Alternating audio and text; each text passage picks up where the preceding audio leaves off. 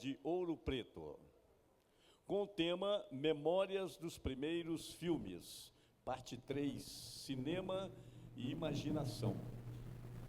A fabulação poética contamina a fatura realista de Cristais de Sangue, de 1975, e Girimunho, de 2011.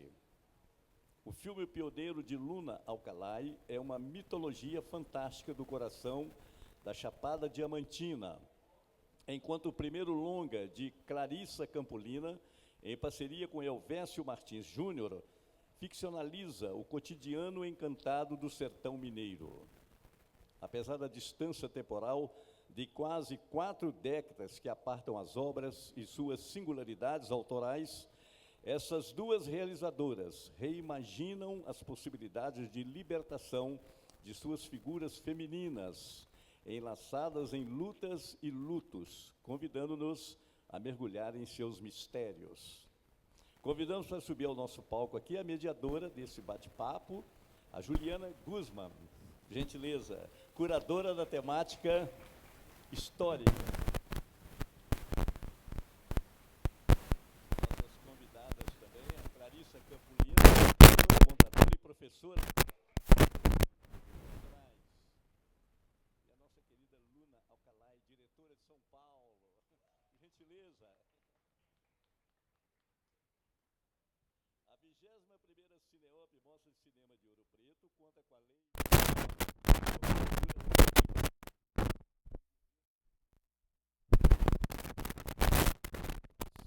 Patrocínios Vale, Itaú, Engeia e Caixa.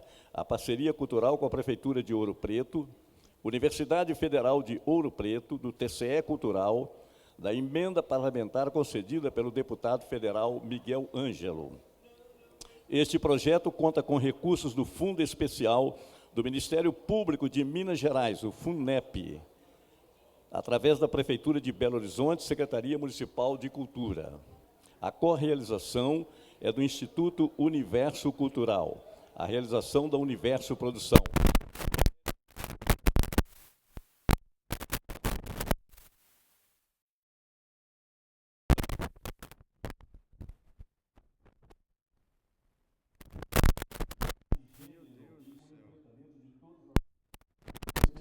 Contra as mulheres. Vamos juntos construir um mundo onde todas as mulheres possam viver com dignidade e segurança. Vamos juntos construir um mundo mais justo e mais humano.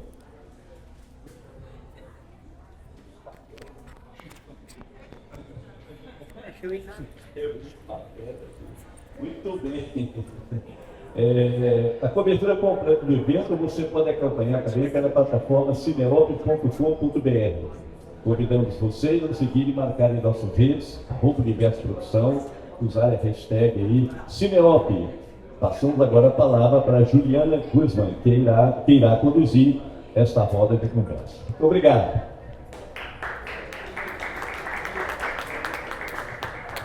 Bom dia, gente. Antes da gente começar, eu queria pedir a colaboração de quem está aqui nesse espaço para controlar a empolgação com as conversas. Eu sei que a gente está muito feliz com essa energia de festival, mas é importante que a gente faça, né, um silêncio razoável para que a conversa flua bem e a gente se escute, né? Mas bom dia, bem-vindas, bem-vindos e bem-vindos a mais uma mesa de debate da nossa temática histórica. Essa é a nossa última roda de conversa. A gente teve, né, encontros aqui muito especiais com a Helena Souza e José Seminar, com Tata Amaral e João Antunes, e agora estou aqui felicíssima com a Clarissa Guna, duas mulheres que eu conheci com seus filmes, e encontro com filmes da Clarissa, eu conheço pessoalmente numa exibição do Solo, que é um curta-metragem, que eu falei com ela, foi um dos curtas que eu mais gosto da vida, um filme feitiço. E Luna, ano passado, em Tiradentes, quando eu me dei conta que no meio de tanta coisa de Tiradentes, estava lá escrito o nome dela e um filme novo, O Tráfico de Leão. Aí eu larguei tudo que eu estava fazendo, perdi a sessão de Deuses da Peste, que eu acho que acabou ganhando o Oscar Aurora, não me arrependo da minha escolha e fui te ver. E agora estamos aqui, né? Juntas. Então, foi muito bonito ter visto aqui naquele dia e ter te conhecido. Eu estou muito feliz, essa mesa é uma mesa de muitos afetos circulantes, né? E partindo desses afetos, né, eu queria fazer uma primeira questão para a gente começar a conversa, lembrando também que a proposta da nossa temática histórica esse ano, que está focando nos primeiros longas-metragens dirigidos por mulheres, é justamente pensar esses processos, porque no processo de curadoria, com a Eva Duarte, e com a Camila nesse trabalho, a gente entende que as dificuldades que foram postas às mulheres para fazer primeiros longas-metragens foram dadas respostas bastante diversas, criativas, né, em termos de proposições formais, estéticas, políticas. A gente não está tentando definir uma autoria feminina comum nesses primeiros filmes, ou identificar necessariamente consonância, embora aproximações existam, mas justamente tentar identificar a pluralidade, né, dessas possibilidades de gingar com os desafios que são estruturalmente colocados nas mulheres na hora de realizarem, sobretudo, longa-metragens. Mas, retornando à questão dos afetos, preparando aqui para essa conversa, fiquei pensando muito em coisas que o Luna já disse no processo de história de Clarissa, como que a amizade foi importante para dar o start do primeiro filme, né? Na ocasião da retrospectiva do Cinemateca, da obra de Luna, você disse que o subtítulo poderia ser Um Cinema Feito Entre Amigos. Né? E a Clarissa, que hoje integra a Navilhana, que é uma importante produtora de Belo Horizonte, formada apenas por mulheres, né? Também fez parte da TREIA, que é um coletivo, um grupo, né? Um centro de pesquisa e criação, uma turma de amigos que se uniram em 2002 para fazer cinema.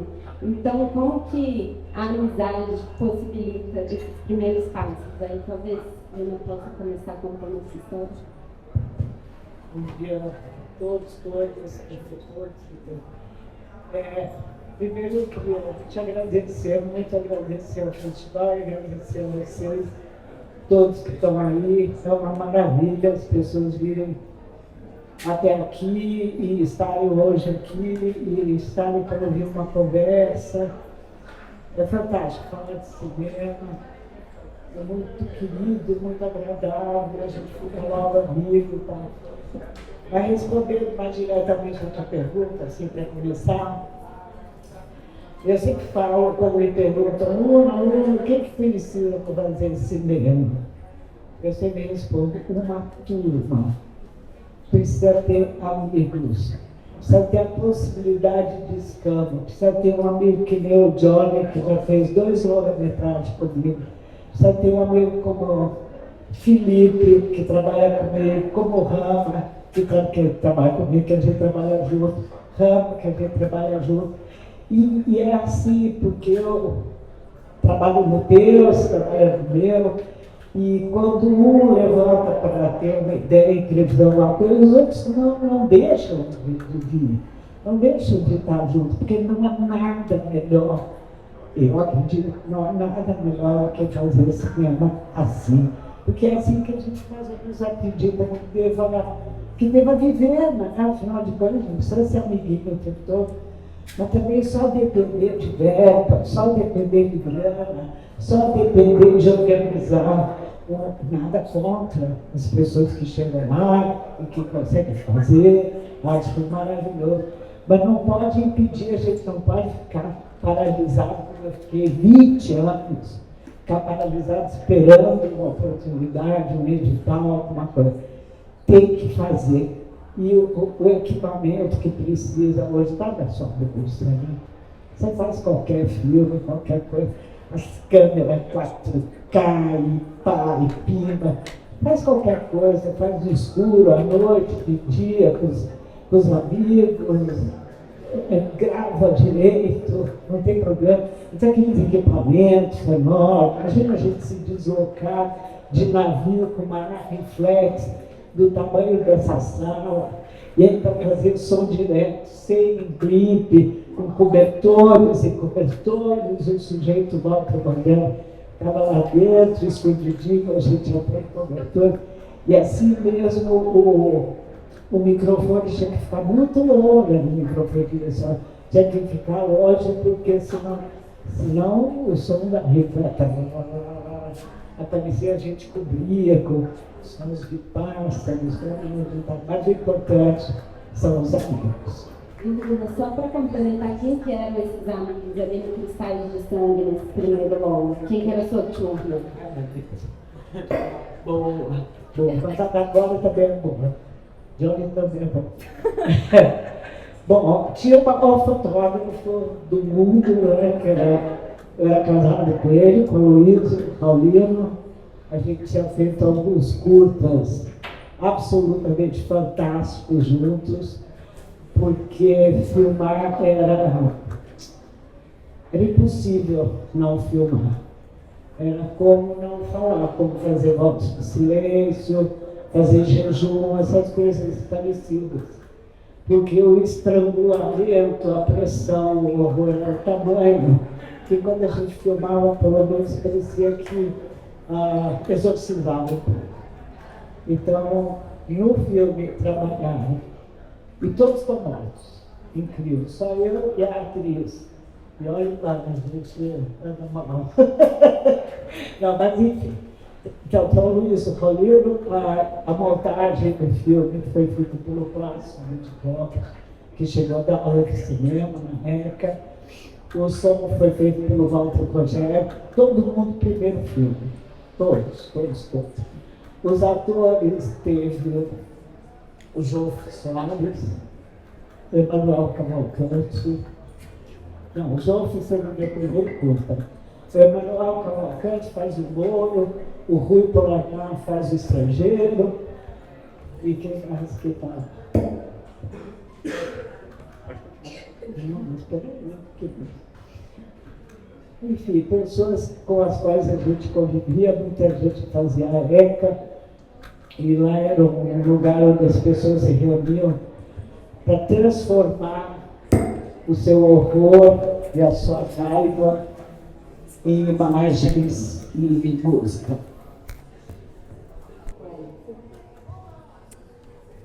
Bom dia, obrigada pelo convite. Adorei estar aqui nessa mesa com vocês duas. Obrigada por estarem aqui. Tá ruim? Tá dando para ouvir? Eu achei maravilhosa a pergunta, porque quando eu estava assim, pensando, né, o que eu poderia falar estando aqui, e eu acho que eu só consegui, de fato, realizar e seguir realizando, né, cinema ao longo desses 25 anos, porque eu tinha uma turma, porque eu tinha amigos. E porque a gente estava junto num desejo de fazer cinema que talvez não fosse completamente dentro do mercado, mesmo porque o mercado não existia, né? Assim, estou falando de Belo Horizonte, anos 2000, acho que a gente, enquanto produtora, né, a Navilhana, que foi criada em 2005, ela cresceu e se desenvolveu junto com a política pública de cinema. Mas a gente começa nesse engatinhar, né, depois de uma terra arrasada. Eu não imaginava, quando eu entrei na faculdade, que, de fato, eu fiz comunicação, que, de fato, eu poderia fazer cinema. E foi na faculdade que eu conheci o Rafael Conte, eu fiz um primeiro longa-metragem como assistente de direção, depois eu fui bolsista desse projeto dele, que eu fico brincando que foi tipo minha pós-graduação, assim, porque eu acompanhei um ano, um filme, né, na época, de baixo orçamento, que chama Samba Canção, e eu acompanhei, assim, como assistente de direção, a filmagem, e depois toda a montagem. Eu montei o copião do filme, porque ele foi filmado em 16mm, 35, colorido, preto e branco, Super 8, vídeo, e era a saga de um diretor que não tinha dinheiro para fazer cinema. E nessa equipe, que era uma equipe maior, assim, também ninguém tinha feito um longa-metragem. Então, eu acho que isso também, esse contato, o primeiro contato, eu entendi, não. Acho que a gente precisa, para seguir fazendo, né, a gente precisa de ter companheiros. E aí, eu acho que também, né, enquanto mulher, a TEIA era formada por Elvésio, Serginho, Léo, Pablo, eu, Marília e Luana. E a gente via uma certa diferença de tratamento, mas mesmo assim a gente seguiu fazendo. E eu acho que quando a gente cria a Navilhana de 3 mulheres, é também para uma se apoiar na outra, inclusive. E eu acho que o Jirimunho tem muito disso, assim, tem muito um afeto, não só entre a equipe, mas com aquele espaço que a gente estava filmando, com aquelas pessoas que nos receberam, nos acolheram para serem filmadas, inclusive. Eu queria também pensar um pouco nessas condições, vocês falaram materiais, um pouco de poder realizar esse longa. A Luna falou brevemente da questão de ter que botar um equipamento gigantesco no navio, cruzar, né, para chegar de barco, enfim. De São Paulo e Salvador de navio, né? Então, assim, carregando equipamentos pesadíssimos. Então, como que se viabilizou essa estrutura para realizar o segundo longa, também considerando o contexto, né? No caso da Clarice, é isso, vocês começaram em 2002. Hoje a gente fala do cinema mineiro, né? Assim, com maior orgulho que temos, mas em 2002 era muito incipiente, era mato. Vocês foram lá com facão desbravando. Então, como foi desbravar, né, esse cenário em que não estava colocado que era possível construir um cinema mineiro, e também ditadura militar, né, Luna? Porque o Cristais de Sangue foi feito nos anos 70, em plena ditadura. Então, condições materiais de produção, assim, de viabilizar financeiramente, economicamente, em termos de matéria, e também contextuais, né?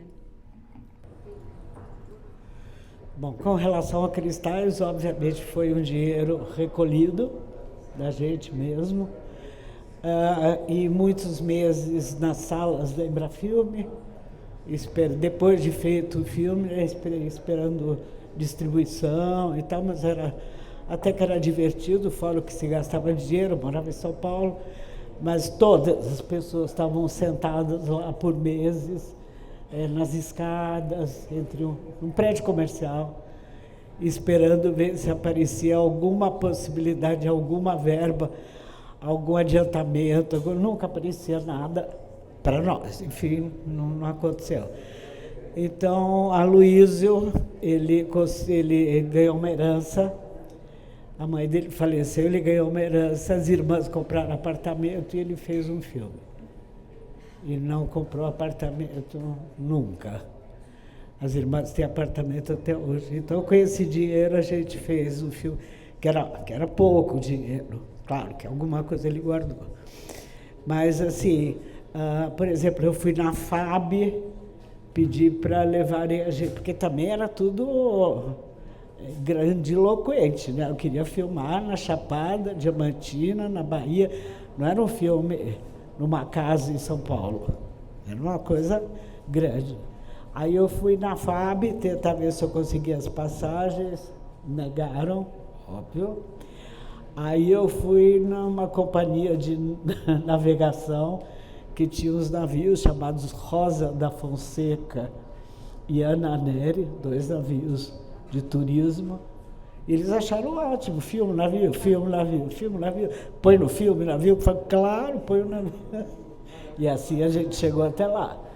Aí, depois de Salvador para Chapada, foi outra epopeia que o Aguinaldo Azevedo, Siri, que é uma grande figura de Salvador, conseguiu uma Kombi, que quando a gente chegou na Chapada Diamantina à noite, o Emanuel Cavalcante contava essa história, não abria as portas. Foi isso, né, Felipe, que ele contou?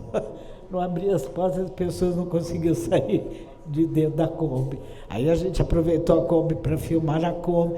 Era tudo, não tinha descarte.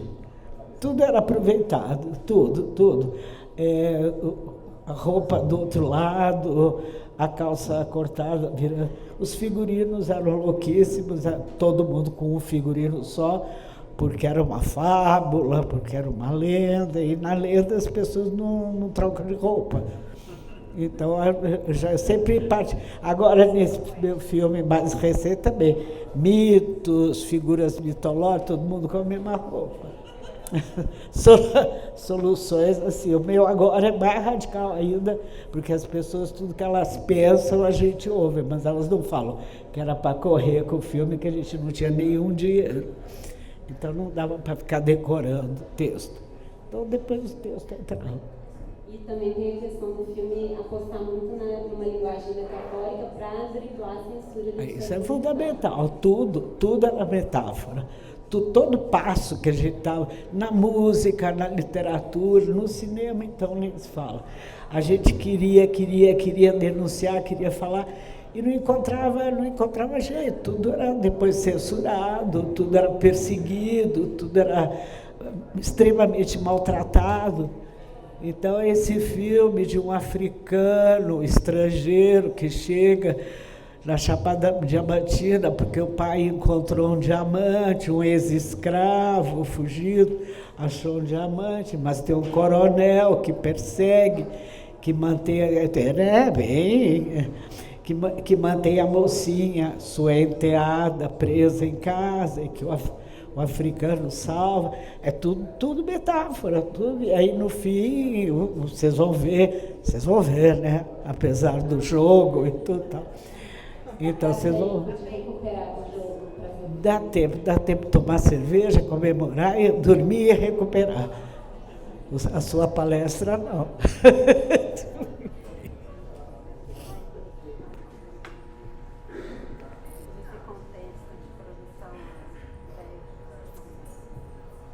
Perdi. Fiquei pensando na Kombi, na verdade. Porque o Jerimonho tinha uma Kombi que todo mundo tinha bicicleta, mas tinha que ter uma Kombi para o equipamento de câmera. E a Kombi não tinha freio. E aí o Leandro, que era o assistente de câmera, era o motorista da Kombi também. E aí, só que lá em São Romão tudo é muito reto, então ele conseguia manejar. Não, a Kombi era um equipamento de cinema, assim, empresas de locação de equipamento tinham Kombi, porque não se filmava sem Kombi, era impossível. Ela servia para tudo, para buscar as grandes estrelas no aeroporto e para levar os animais tal, para fazer a figuração. O Jerimonho a gente teve... em Minas tinha o filme Minas, né, que era um edital estadual, e a gente conseguiu ser contemplado, o filme conseguiu ser contemplado no filme Minas, e depois disso tem e eu acho que isso foi uma coisa que eu não falei na outra, na minha outra fala, que os festivais também auxiliaram, acho, a encontrar essa turma. Então, assim, muita gente que trabalha com a gente até hoje, lá na Navilhana, foram pessoas que a gente conheceu circulando em festivais e entendendo algum diálogo ético e estético em relação à produção de cinema. Então, assim, posso pensar no Ivo, no Leandro, na Thaís, Ivo Lopes Araújo, Thaís Campos, e em várias outras pessoas. E eu vejo também que tem outras turmas que também começaram a se conectar a partir desse encontro na exibição, né? Então, acho que isso é legal de falar. E o Jerimonho, por conta, né, dessa circulação de festival, fez com que a gente conseguisse algumas coproduções internacionais, que foi a nossa primeira coprodução, né, internacional. E isso também nos ajudou financeiramente, claro, mas a gente queria um tempo longo para viver lá em São Romão. Então, não era um filme com uma equipe de 10 pessoas, não era um filme grande em termos de equipe, mas era um filme que a gente precisava estar ali. E estar ali numa condição... São Romão é uma cidade na beira do Rio São Francisco, no norte de Minas. A gente filmou com a Maria do Boi e a Bastu, duas senhoras que, na época, tinham 76, 74 anos. E a gente filmou por 2 meses, num esquema muito... quando elas podem filmar, né? Assim, e quanto tempo será? Então, a gente filmava de manhã, a partir das 10h30 o calor é muito grande, é difícil de filmar e tal, então a gente parava, tinha uma bola dentro da Kombi, a gente ficava jogando futebol na rua, almoçava e tal, voltava a filmar umas 3, e aí manejava também um certo cansaço ou desgaste, que poderia ser, inclusive, das nossas atrizes. É engraçado que você falou desses desafios já corporais, assim, chegando, que era justamente onde eu queria chegar para pensar os filmes, que eu acho que ficou muito legal a gente poder ter a experiência de assistir hoje ao Cristais de Sangue e amanhã ao Jirimunho. Inclusive, as duas sessões são às 18 horas, se não me engano, lá no Cine Museu, né? 18, não? 18, dá uma hora a mais para recuperar do jogo. Né? E eu acho que vai ser bom vê-los próximos, né? Porque eles são filmes que rompem com um certo enclausuramento doméstico que estão nas outras obras que estão compondo a mostra, né? Se a gente pensar na entrevista, que está falando, né, de todo esse imaginário da feminilidade domesticada, o próprio Que Bom Te Ver Viva, da Lúcia, que se passa, né, numa sala de um apartamento com aquela performance da Irene Havashi, O Céu de Estrelas, da Tata, que a gente pôde ver ontem também, que é todo nesse apartamento que não consegue quase conter esses corpos. E aí a gente tem, então, essas figuras femininas, a Maria do Rigoletto, que consegue, pelo menos provisoriamente, né, se deslocar, fugir de uma força patriarcal para embarcar numa jornada com Rui, esse personagem que a gente vai acompanhar. E Batsu também empreende, né, no filme de Jirimunho, um outro tipo de deslocamento a partir da morte do marido dela, né? Então, são personagens que se deslocam, né? E vocês também se deslocam de vocês mesmas para filmar, né, essas figuras. Não é um tanto falar de um lugar de feminilidade de si, mas se aproximar dessas outras mulheridades também. E vocês fazem esse deslocamento com uma cadência, com um andamento muito poético da fotografia, né, que vai explorando de uma forma muito desapressada essas paisagens sertanejas, né, cada qual com os seus sertões. Então, eu queria perguntar um pouco dessa experiência de colocar esse corpo de vocês como diretoras nesse mover, de chegar a um outro Brasil, de negociar com esse universo que vocês estavam, né, conhecendo. São filmes que têm, ficcionais, que têm esse, né, esse tom, às vezes, documental, desse olhar que contempla essa realidade mesmo, que deixa a realidade dessa paisagem contaminar a fatura fílmica.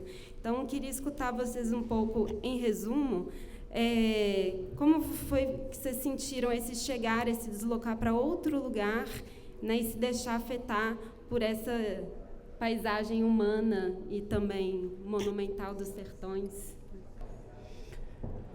Por algum motivo que perdura até hoje, é uma coisa muito minha, essa saída para a fantasia, para a fábula, para as personagens imaginárias, tal, que traduzem, elaboram um lado emocional, meu, subjetivo, né?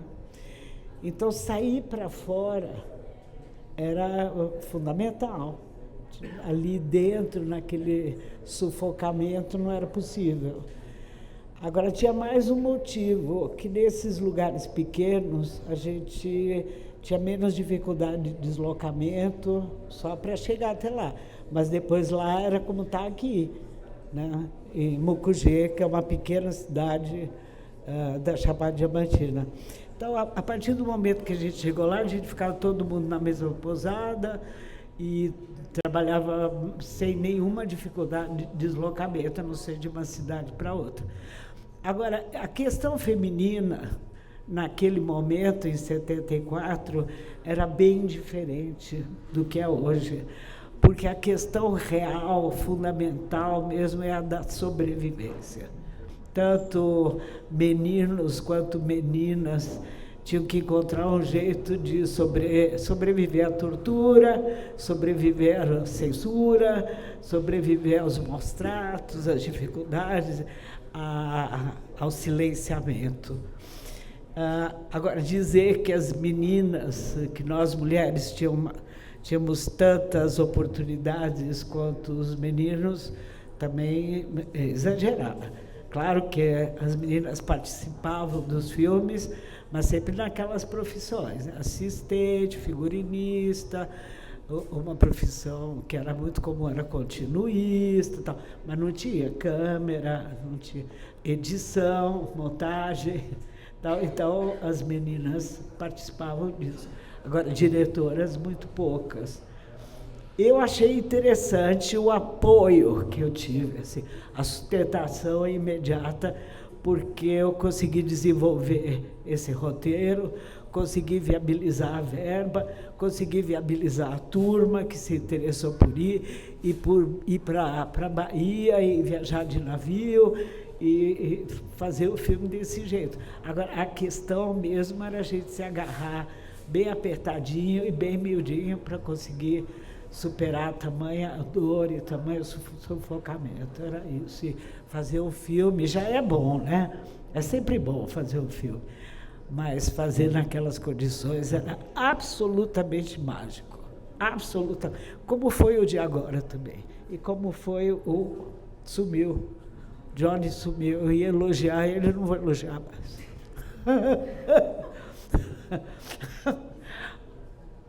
Agora, a volta com aquele material todo, com aquela 35 milímetros, sem ver nada, sem saber de nada, ir para o laboratório e imaginar uma coisa e ver outra. Imaginar que tinha filmado uma coisa e, na realidade, tinha filmado outra, às vezes até melhor. Foi uma surpresa muito legal. E som direto, que era uma farra, não existia. Era muito difícil. E nós fizemos. A gente, antes, né, eu e o Elvésio, antes de, né, ter a ideia de filmar Bastu e tal, a gente participava de um programa de projeção de cinema brasileiro ao longo do Rio São Francisco. E aí, no primeiro ano que esse programa aconteceu, que quem coordenava era o Inácio Neves, a gente exibiu vários filmes brasileiros, inclusive o Aboio, da Marília Rocha, que é minha sócia, né?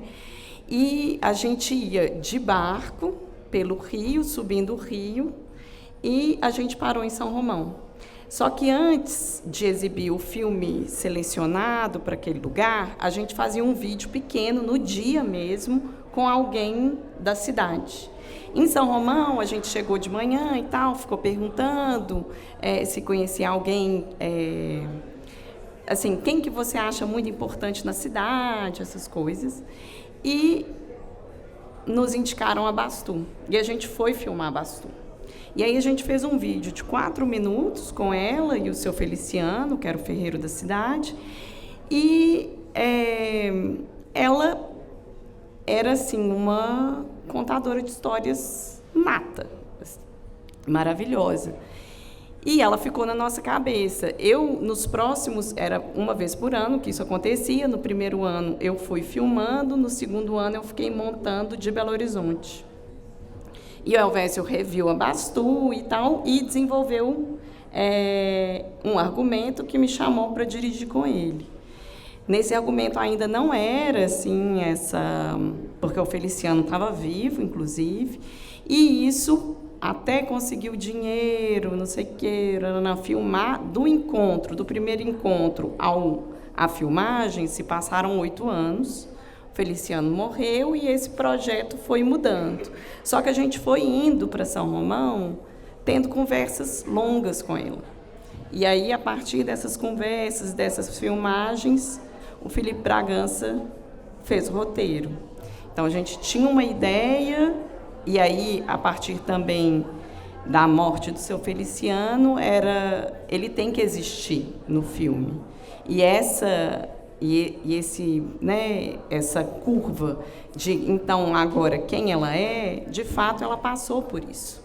E aí a gente foi, junto com ela, criando, imaginando essa possibilidade de travessia, né? E eu acho que, assim, São Romão, na época, não tinha celular, não tinha quase, assim, era muita pouca televisão, tinha chegado à luz há muito pouco tempo. Então, tinha esse lugar do escuro que tem no filme da Luna também, né? Esse lugar, essa imagem que é filmada e que tem muitos espaços escuros que você fala assim, o que acontece nesse lugar? E um dia eu perguntei para Bastu, assim, quando a luz não tinha chegado ainda, o que vocês faziam à noite? A gente sonhava. E aí isso foi o alimento, assim, né, da construção da linguagem e da possibilidade de ampliar a imaginação, né? Gente, vejam os 2 filmes um depois do outro, vai ser uma loucura. Aí eu queria pensar com vocês, lembrando, daqui a pouco eu vou abrir para perguntas para vocês que estão aqui conosco, que sempre tem aquela primeira pessoa muito corajosa, que quebra a timidez geral que assola todas as plateias do planeta Terra, que ninguém quer ser a primeira pessoa a perguntar. Então, se você é corajosa e destemida, já formule sua pergunta para que a gente não fique naquele vácuo constrangedor, também universal. Mas antes, eu vou fazer mais 2 questões. A primeira é sobre a circulação do filme, né? Assim, como que o filme circulou à época de lançamento, né? O Jeremunho, eu sei que foi conseguiu ir para vários festivais, inclusive fora do país. Como que isso interferiu na carreira do filme também, na continuidade de fazer outros filmes, né? Que eu acho que é uma questão importante. E a mesma coisa o Cristais de Sangue, que enfrentou uma situação quase oposta de boicote, né?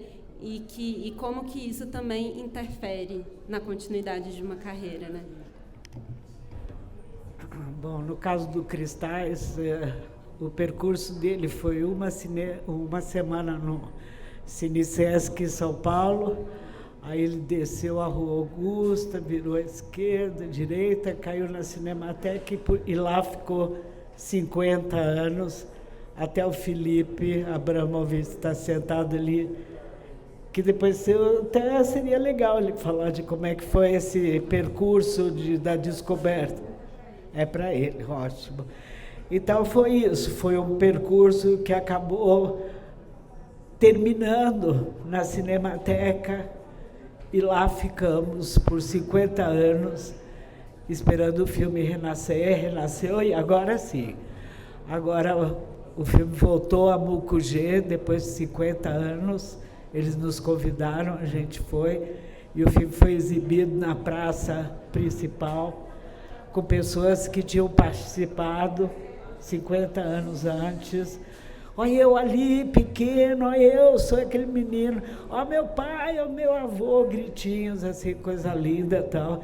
E aí Felipe filmou a volta da velha senhora ali.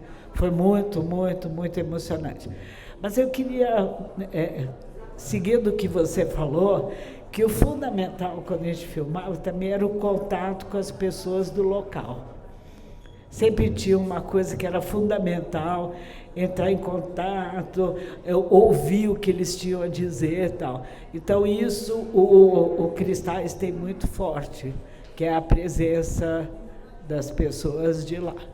Isso foi uma coisa que estava prevista no roteiro, as festas locais e tal, e usar eles mesmos como figurantes e, aliás, muito bons. É legal isso, né? Porque a gente, às vezes, a visão, né, o sentido da visão, toma conta de todo o cinema quando a gente fala de filmes. E eu acho que o processo de chegada, né, tem uma escuta, né? Tem uma escuta muito que tem que ser muito ativa, né, para também nesse tipo de filme que você se desloca, que você se aproxima de outras, né, outras regiões, outras pessoas, outras mulheres, né? Como que você tem que pedir licença mesmo, né? E assim, ter uma escuta ativa para entender como que a relação de troca, como que a relação de fato pode ser estabelecida, né? Não é eu imagino daqui e vou ali com o que eu imaginei, né? É como que a gente constrói junto esse lugar, essa relação que estamos fazendo um filme, né? O que a gente quer imaginar junto. Assim, eu lembro que no Jeremoim, por exemplo, a Maria do Boi, numa segunda filmagem, assim, numa primeira filmagem, as duas conversavam, a Bastu e a Maria, que o seu Feliciano tinha morrido há 1 semana. E o seu Feliciano tinha morrido há 2 anos. E aí ela fez essa cena, depois no final da cena chegou para a gente e falou assim: mentira, eu não falo. Eu não quero falar que ele morreu há 1 semana. E aí tinham várias cenas com a Maria do Boi que ela tinha que mentir, nem que seja temporalmente falando, né? E aí a gente teve que reescrever várias coisas, assim. A gente foi... Ou então, os figurinos vinham dos armários delas. Esse eu não quero, assim, esse de blusa, mostrando o ombro, eu não quero mais usar. Aí ela tinha muito essa consciência e a gente tinha que gingar junto, né, para conseguir fazer algo que ela também queria fazer. Sobre a distribuição, sim, talvez o Jeremoinho tenha sido o filme que eu fiz que mais circulou, e com certeza isso abriu portas para muitas coisas na minha carreira, assim, da Teia, da Vilhana, né, produtores, diretores, fotógrafos, equipe e tal.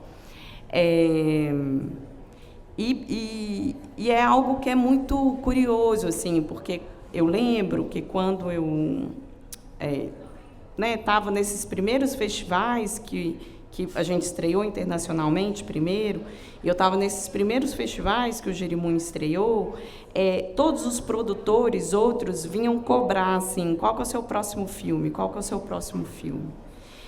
E eu falava, meu próximo filme é um curta, eu vou fazer um curta, eu tenho uma instalação para fazer, e eles falavam, não, você tem que ter um longa. Assim, você tem que chegar aqui com um projeto de longa. Eu pensava assim, não, mas eu não quero ser essa pessoa que tem que responder uma demanda que é externa a mim, né? Assim, que é uma demanda do mercado mesmo, assim. Então, tem isso, abriu porta, abriu cobranças, e abriu também, a partir do momento que você não responde, né, ao que o mercado está pedindo, né, assim, tipo, não, mas agora que esse filme fez sucesso, você tem que surfar num próximo longa para daqui a pouco ter outro. E, na verdade, eu acho que cada um vai ter um processo, cada um vai ter uma relação, né, com o fazer, com os festivais e tudo. Mas eu acho que, pelo menos assim, o meu processo de criação tem uma certa curtição, assim. Os filmes, de fato, demoram. Tem o financiamento que demora, ou a forma de conseguir viabilizar, né? Mas tem também um curtir, um escavar a ideia e ficar lá trabalhando nela por um tempo para que ela comece a existir. E aí eu queria chegar, então, né, nessa ideia de circulação do filme, na questão da preservação, né? Que, no caso do filme de Cristais de Sangue, foi um pouco o que Luna contou aqui. O filme circulou brevemente, foi parar na Cinemateca e você ficou muito tempo sem saber onde esse filme estava. E, pelo que eu pesquisei, a cópia foi ali localizada quando houve uma mostra sobre cinema marginal em 2001. Não, isso foi uma cópia que existia em 16 milímetros, né, que estava por aí, estava depositada em algum lugar, e aí o Pulpo conseguiu essa cópia, fez essa exibição do cinema marginal. Eu fui a única mulher marginal, achei o máximo, e depois a cópia 16 também sumiu. Foi. E aí, qual que foi, então, essa cópia que Felipe, então, encontra? Felipe, você se incomoda de dar esse depoimento, assim, de contar um pouco desse processo de ir atrás do filme da Luna, descobrir, né, e colocá-lo aí de volta à vida? Bom, gente, prazer estar aqui. Só contar mais ou menos um registro, assim, a busca pelo filme, né, pela cópia do filme, surgiu naquele ato em que a Cinemateca foi fechada. Então, o primeiro material que a gente encontrou foi que a gente descobriu ser um interpositivo no MIS de São Paulo. Assistimos na moviola do MIS de São Paulo, mas bastante preocupados, porque talvez fosse o único material disponível. A Luna resumiu um pouco a circulação do filme no CineSesc, mas ela, inclusive, a circulação do filme, a história da circulação desse filme é maravilhosa, porque foi levada, inclusive, para um festival no Irã, em 77, do Irã para a Índia, depois os países nórdicos, carregando a cópia, chegou a ser exibido numa TV, não sei se na Noruega, né? Na Noruega e na Dinamarca, isso levado pela própria Luna, ao lado do André Luiz Oliveira, então companheiro dela na época, né? E desde esse período, né, que o filme ficou desaparecido, né, assim. Aí, com essas parcerias institucionais, ao lado da Cinemateca Brasileira, onde logo após, né, a reabertura da Cinemateca, a gente pôde localizar que os negativos de som e imagem estavam na Cinemateca em bom estado. E a gente conseguiu viabilizar a digitalização do filme na Link Digital, no Rio de Janeiro. Então, só foi possível, né, através dessa parceria com a Link Digital, com a Cinemateca Brasileira e com o MIS de São Paulo, assim. E através da Rama, André Luiz, que inclusive viabilizaram financeiramente esse trabalho junto. Acho que é mais ou menos esse percurso. E essa cópia restaurada, ela circulou na mostra Curta Circuito, inclusive curada por Lorena, né? Circulou também numa retrospectiva de Luna na Cinemateca e, pelo que eu estou entendendo, aqui é um terceiro momento. Ela conseguiu circular em outros lugares depois foi para Mucugê. Então, aqui é a quarta parada da cópia restaurada? Fora isso, a gente passou em cineclubes, passou na Unicamp também, tive algumas sessões soltas, assim, todas com a presença da Luna, assim.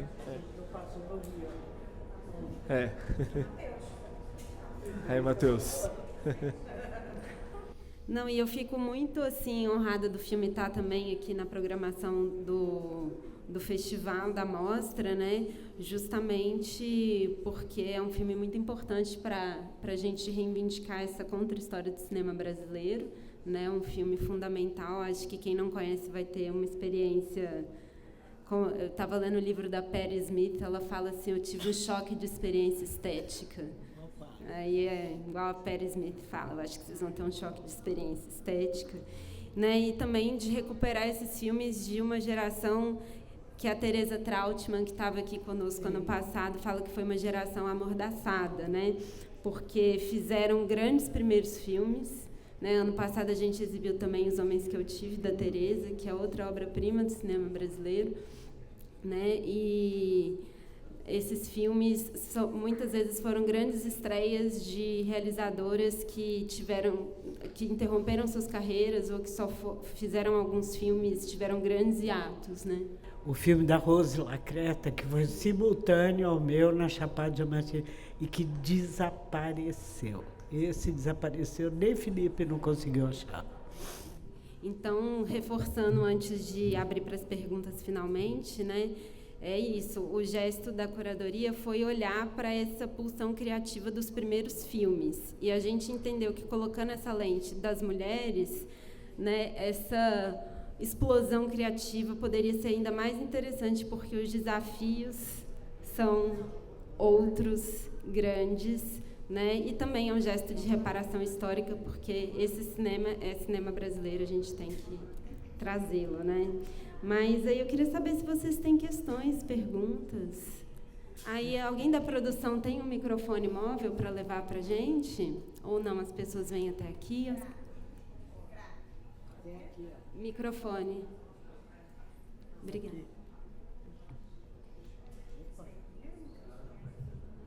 Bom dia, tudo bom?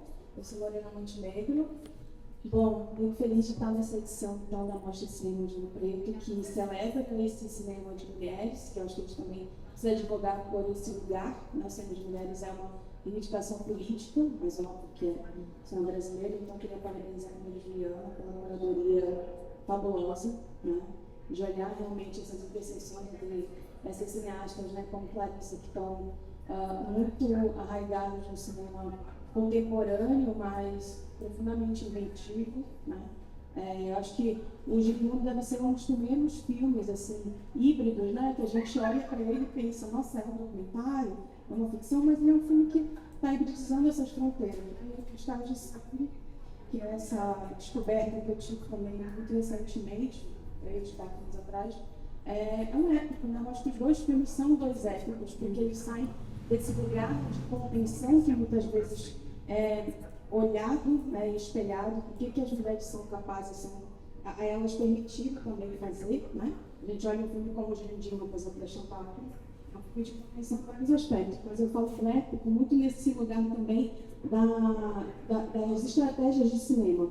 E eu queria que vocês falassem um pouco sobre isso, como é que, de certa maneira, o Cristais de Sangue ele é dramaturgicamente muito robusto, mas é um filme que está toda hora reivindicando também, né, essa vocação documental, ou seja, pela forma com que trabalha esse elenco de dramatores e atores, enfim. Né, e o Gigmundo, como é que vocês estão toda hora determinando o roteiro do Felipe também, né, mas atua, eu acho que a tua articulação, principalmente no teu cinema, no Sussuarana, em outros filmes, essa questão da imaginação, né, do realismo fantástico, do realismo poético, desse dia a dia. Eu queria que vocês falassem mesmo sobre esse processo de criação. Obrigada. Ótima pergunta. Eu sou uma mulher latino-americana, né? Sou brasileira e, portanto, a minha criatividade dificilmente fica muito apoiada na realidade. Poucos filmes que eu conheço, brasileiros, são realmente apoiados na história real. Todos são uma simbologia de alguma coisa, porque há sempre uma dificuldade. Então, uma história de uma família, numa comunidade, numa favela, não sei o quê, quer dizer alguma coisa. No meu caso, eu só tinha e tenho até hoje meu segundo filme, que foi feito só Johnny e eu. Depois eu fiz o Cristais em 75, Johnny e eu. Fizemos em 2005 um documentário com Estados Unidos do Brasil, que é a história de um rapaz que é cover do Michael Jackson.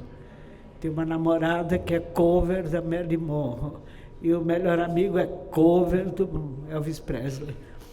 Então, o que é isso? É um país que quer ser outro país, quer ser americano, assim como essas pessoinhas querem ser outras pessoas. Então, esse desejo não é tanto pela questão financeira, material, mas é pela questão da cultura, pela questão da identidade. Como é que a gente faz para ter essas pessoas maravilhosas? Como é que a gente usa essa fantasia? Como é que você usa Elomar num filme, sabe? É uma coisa tão esplendorosa, as paisagens são incríveis, o tempo é incrível. O tempo no Brasil, quando você se detém para filmar, é incrível. Mais do que você ter um diálogo super bem estruturado e tal, para mim. Então, isso sempre fez muito sentido.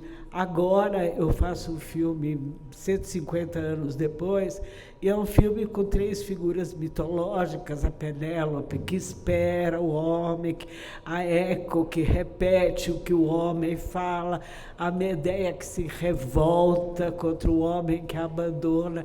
É sempre uma coisa que eu não aprendi a dizer de outra forma. Eu só encontrei essas formas sinuosas, oníricas, fantasiosas, e às vezes até no meu dia a dia, eu só assim, eu fico um pouco delirante.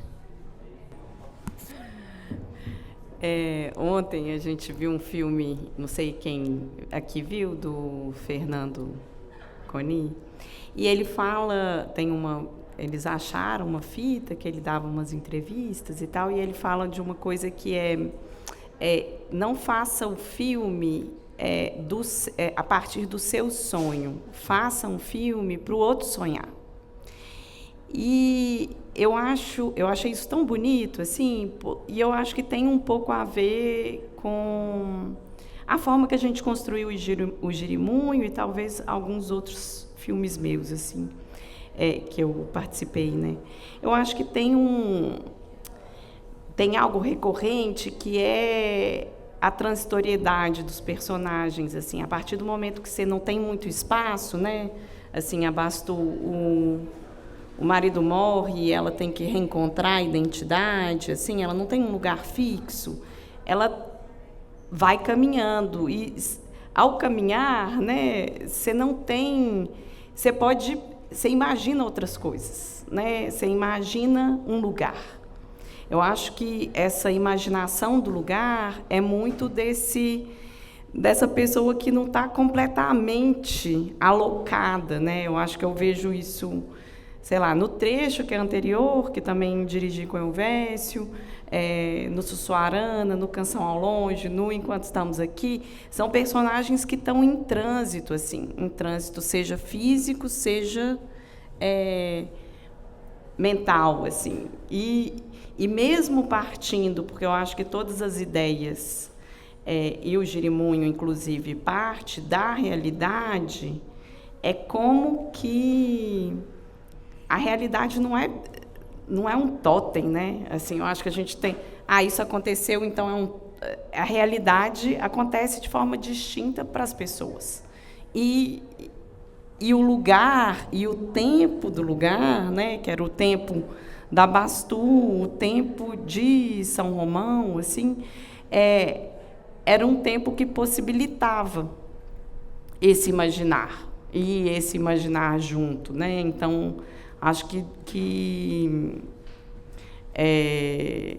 a gente construiu, se o cinema é construir mundos, assim, a gente foi tentando junto, a partir de uma linha narrativa que tinha a ver com uma realidade da vida, da Bastu principalmente, mas, né, das pessoas que estavam ao entorno dela, da Branca e da Preta, da Maria do Boi,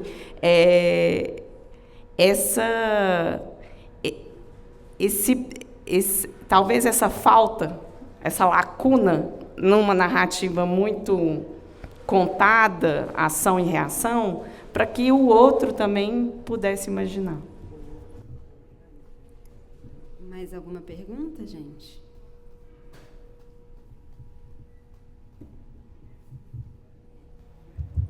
Então, prazer, Matheus. É um prazer estar ouvindo essa palestra, conhecer essas mulheres maravilhosas, em especial a Luna, que eu sou completamente apaixonado.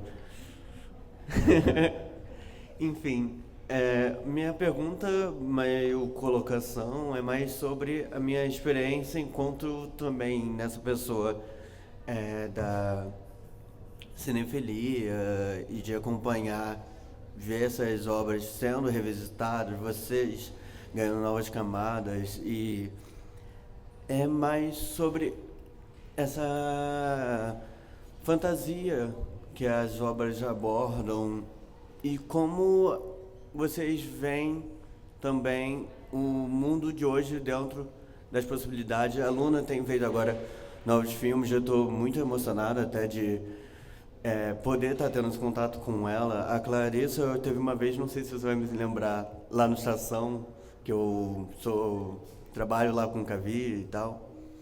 Enfim, de ver essas mulheres sendo exaltadas, de ver novas obras sendo feitas, e quais são os caminhos que vocês estão buscando agora para o cinema atual, né? Eu queria saber quais são suas perspectivas do futuro, basicamente.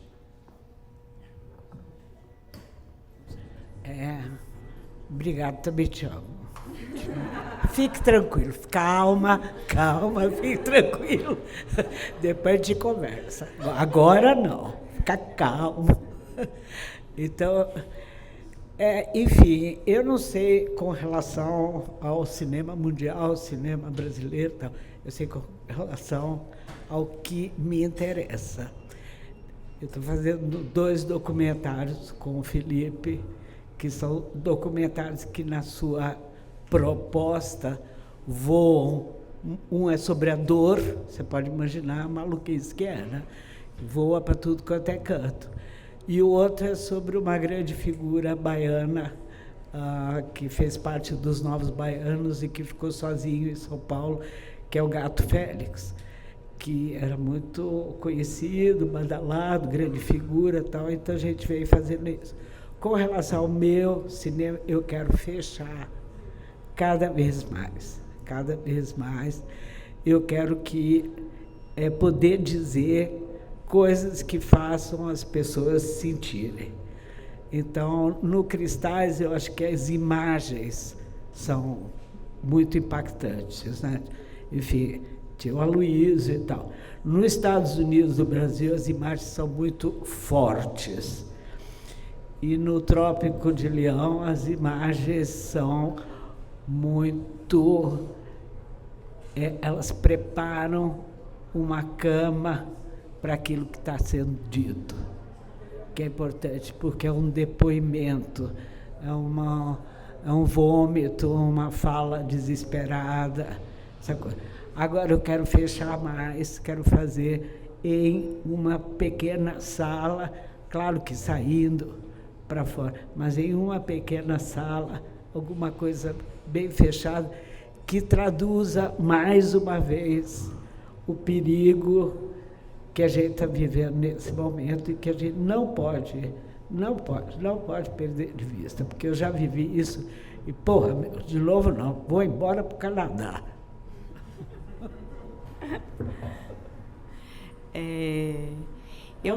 Eu tenho um projeto agora que é de um filme ensaio, assim. Acho que eu não tenho um programa de carreira, mas eu tenho esse novo projeto. E, além desse projeto, eu estou fazendo... ainda estou fazendo, a gente lançou digitalmente, mas a gente ainda está trabalhando num livro que é do processo do Sussuarana, que foi meu último filme, porque, além... né, eu acho que eu trabalho trabalho em muitos lugares, assim. Trabalho como diretora, trabalho como montadora, trabalho como professora, e eu acho que esse lugar da memória seja né, a física do filme seja a possibilidade de falar sobre processos, porque os processos refletem diretamente no nos filmes, né, é muito importante. Então, estou terminando de fazer essa publicação também. Mais alguém, gente?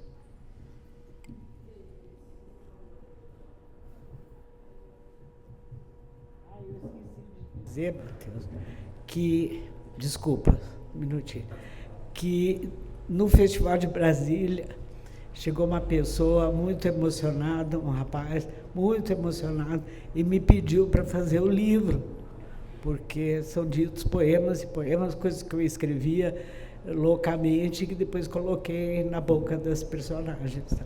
Então, estou trabalhando nisso há um ano, e estou fazendo um livro adaptado de um filme. O PROAC vai enlouquecer. Bom dia, meu nome é Pedro. Eu queria saber das realizadoras, voltando agora para o primeiro filme, que é o primeiro gesto criativo, como que se deu essa passagem? Porque eu estudo dança e teatro, eu tenho um caminho nas artes e eu estudei numa escola de Belo Horizonte, chama Primeiro Ato, a companhia de dança, e a Sueli Machado, que é a diretora de lá, uma vez me falou assim, chegou um determinado momento na minha vida, ela era psicóloga, que ela teve que escolher, aí ela largou a psicologia para ser bailarina. Então, eu fico me perguntando, aproveitando esse momento do primeiro filme, em que momento que vocês tiveram que escolher e passar a abraçar essa profissão mais arriscada e abrir mão de uma eventual profissão anterior que dava o pão e o teto para uma profissão mais esplendorosa. Não, assim, a profissão ela não é arriscada, não tem risco. Não vai dar certo. Pode filmar, pode recuperar o Soberano em São Paulo, que é maravilhoso, que era um bar onde a gente ia nos anos 70 e alguma coisa. E esse menino Marcelo recupera agora, cria novamente essa possibilidade do cinema existir dentro da Cracolândia, no seu local de origem, onde as pessoas vão, querem estar, se sentem bem, se sentem acolhidas e tem que apoiar essas coisas. Então, não adianta imaginar que a coisa é glamurosa, tal, não, é muito dificultosa e tudo. Eu estava na faculdade de filosofia muito feliz, até hoje eu me considero uma filósofa e tal, muito feliz, muito feliz. Mas aí teve golpes e mais golpes, e além desse, mais um golpe, e a gente teve que sair do centro, da Rua Maria Antônia, a famosa Rua Maria, e ir para uma cidade universitária lá longe, onde estavam todas as faculdades confinadas, com pontes que a gente tinha que passar para chegar, onde a gente era revistado por soldadinhos que tremiam com a metralhadora na mão. Era tudo muito tenso e tal.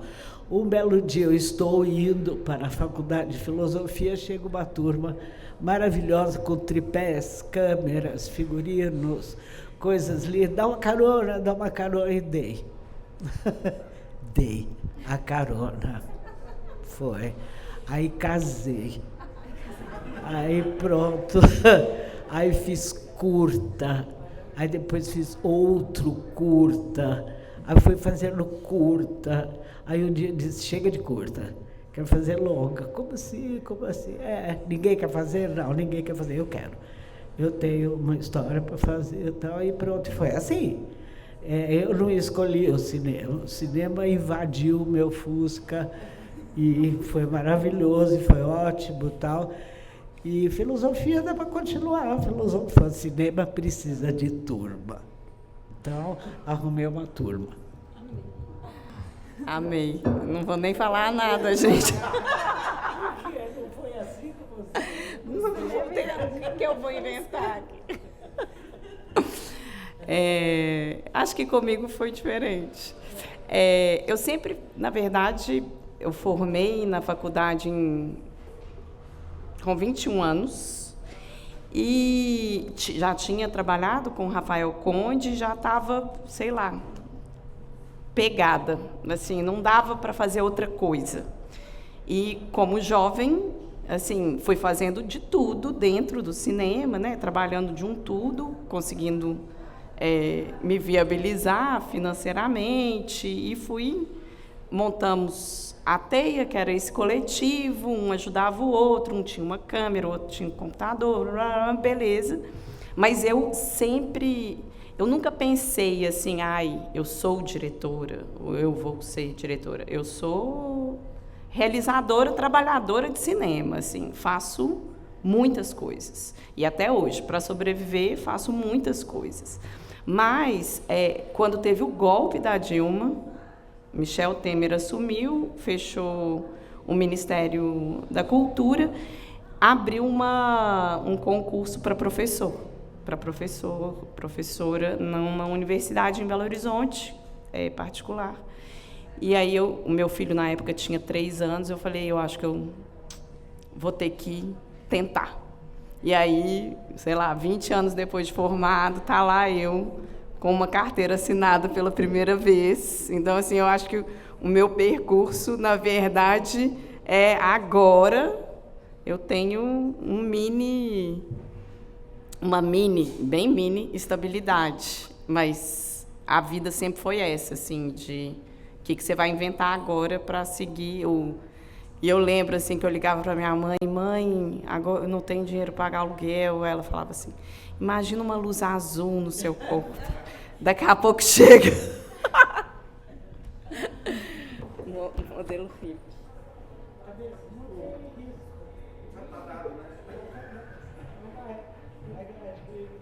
E eu queria destacar, então, para a gente tentar amarrar a conversa, porque eu achei até bom, Clarissa, ter mencionado seu filho, porque eu queria chegar nessa dimensão, que foi uma coisa que eu não mencionei nas outras rodas de conversa, mas que faz parte, né, dessa questão sobre estruturas e possibilidades concretas de se fazer um filme.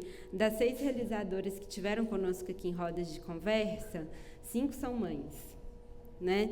E eu lembro da Tereza também, né, conversando com ela e estudando a trajetória dela, como ela tentou formar ali nos anos 70 um coletivo de realizadoras mães para tentar, dar um suporte, né? E não deu muito certo, mas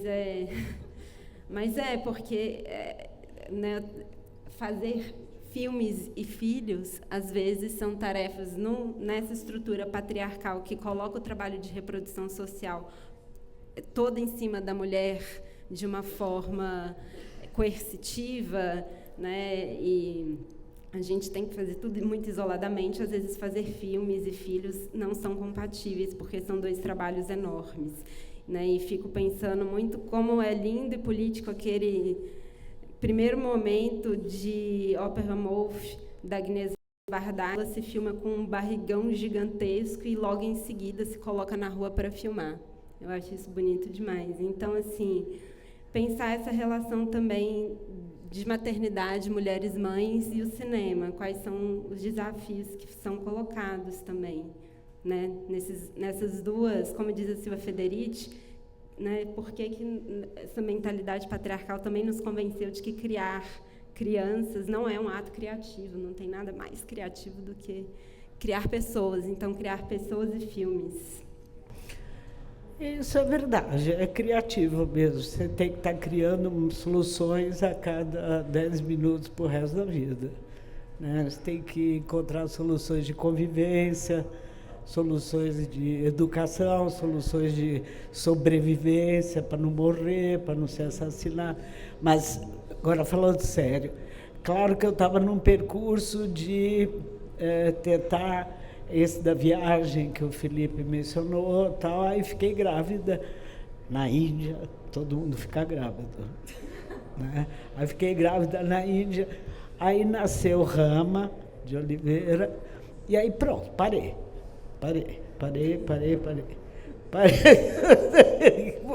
Não adianta, parei por sua causa. aguenta, faz análise, faz o que você quiser, mas foi assim.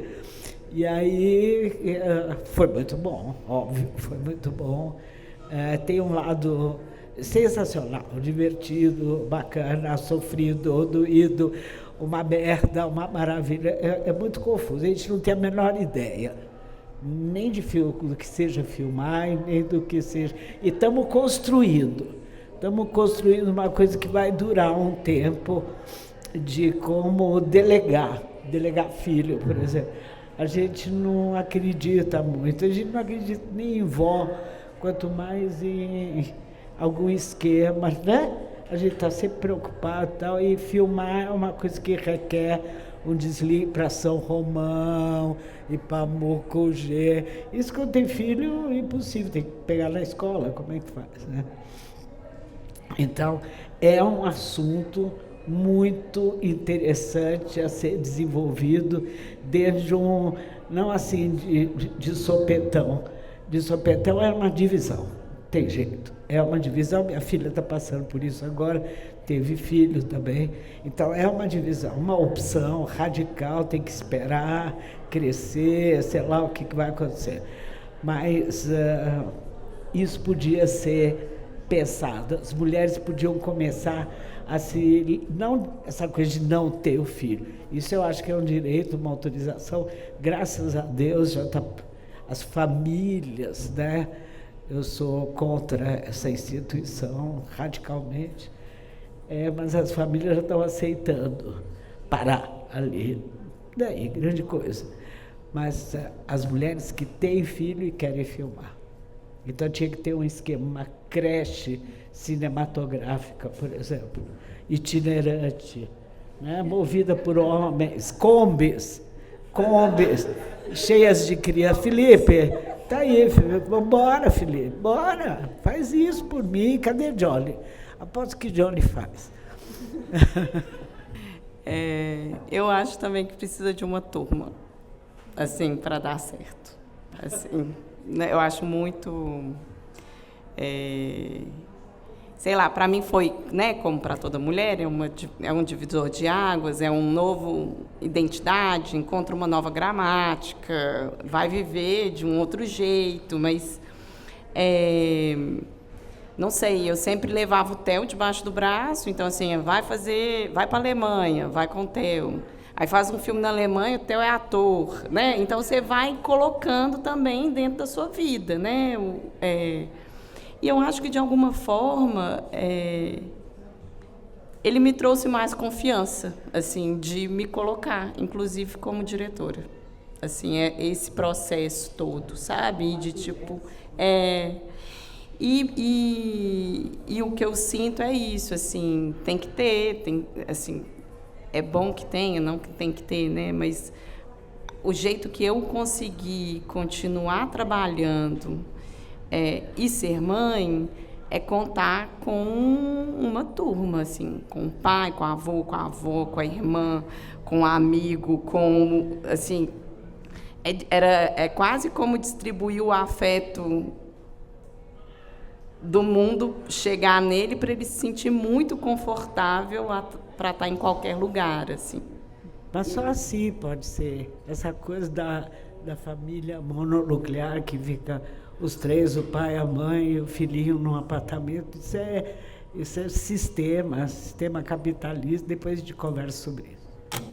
Agora, só para encerrar, eu estava pensando aqui, acho que são reparações históricas cósmicas, porque... Não sei os filhos da Helena, mas os filhos... O Theo aparece nos filmes, o Theo é ator. Sua filha trabalha com cinema, a filha da Lúcia Murat trabalha com cinema, a filha da Tata Amaral trabalha com cinema. Então, mais pessoas fazendo cinema. Olha só que reparação histórica incrível. E, né, mulheres, então, assim, incrível. Enfim... gente, encerramos então nossa roda de conversa. Queria agradecer a todo mundo que acompanhou o debate nos últimos dias, acompanhou a mostra temática histórica. Temos exibição dos filmes de Luna e Clarissa Luna, o Cristais de Sangue passa hoje às 18 horas no Cine Museu, Jirimonho passa amanhã às 18 horas também no Cine Museu, antes do encerramento. Então, vão prestigiar os filmes, né? Vai ser lindo, cópia restauradíssima, maravilhosa de Cristais de Sangue. Lembrando também que temos parte da programação online, então temos, né, Amor Maldito, Feminino Plural, Mar de Rosas, curtas da Helena Solberg, Vida de Menina, Alma da Gente. A programação online também segue disponível para vocês. E obrigada, Luna, obrigada, Clarissa. Estou feliz demais de estar aqui com vocês.